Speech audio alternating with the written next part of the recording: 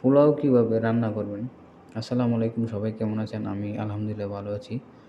তো অল্প সময়ের মধ্যে পোলাও কীভাবে রান্না করবেন আজকের রেসিপি। প্রথম চালগুলা এখানে একটা কাপ দিয়ে মেপে নিব।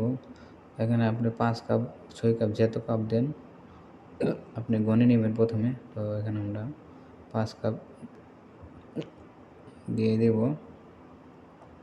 তো দিয়ে দেওয়ার পরে চালগুলো 30 মিনিটের জন্য আমরা ভিজিয়ে রাখবো। পানি দিয়ে ভিজিয়ে রাখলে চালগুলা নরম হবে, কিন্তু ভাজার সময় চালটা ভাজা একদম ভালো হয়। তো ভালো করে নেড়ে চেড়ে আমরা চালটা ভালো করে পরিষ্কার করে ধুয়ে নেবো। ধুয়ে নেওয়ার পরে 30 মিনিট ভিজিয়ে রাখবো। এখন দেন ভিজিয়ে রাখার পরে ছেঁকে নেব। ছেঁকে নেওয়ার পর এখন একটা পাতিলে তেল আগে থেকে ঢেলে গরম করে নেবেন। তারপর তেজপাতা, দারচিনি, লং, দিয়ে একটু হালকা করে বাদামি কালার ভেজে নেবেন। ভেজে নেওয়া হয়ে গেলে এখানে আমরা এখন পেঁয়াজ কুচি কেটে নেব। তো পেঁয়াজ কুচি আমাদের কেটে হয়ে গেছে। এখন পেঁয়াজগুলো হালকা বাদামি করে ভেজে নেব। তো পেঁয়াজগুলো আস্তে আস্তে ভাজা হচ্ছে। এখনও যারা চ্যানেলটাকে সাবস্ক্রাইব না করেন, ফলো দিয়ে অল বাটনে ক্লিক করে সবাই লাইক, কমেন্ট এবং শেয়ার করেন। অন্যদেরকে ভিডিওটা শেয়ার করে দেন, দেখার সুযোগ করে দেন।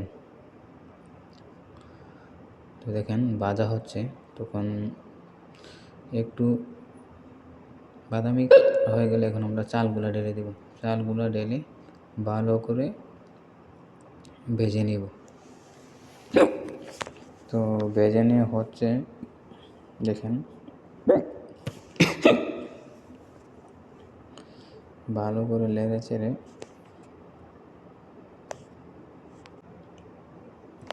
দেখেন চালটা যেহেতু ভাজবেন কিন্তু তাড়াতাড়ি সিদ্ধ দিব। এখন যত কাপ চাল দিয়েছেন, 5 কাপ চাল দিয়েছি আমরা,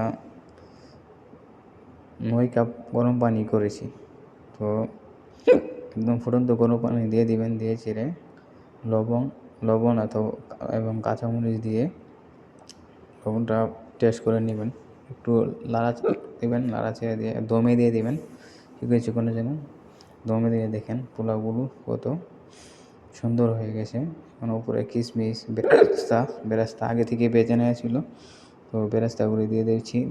দিয়ে উপরে কাঁচামরিচ দিয়ে দেখেন খাইতে অনেক সুস্বাদু এবং টেস্টি হবে। তো এরকম নিত্য নতুন ভিডিও পাইতে আমার চ্যানেলটাকে সাবস্ক্রাইব এবং ফেসবুক চ্যানেলটাকে ফলো দিয়ে সবাই পাশে থাকবেন। ধন্যবাদ সবাইকে।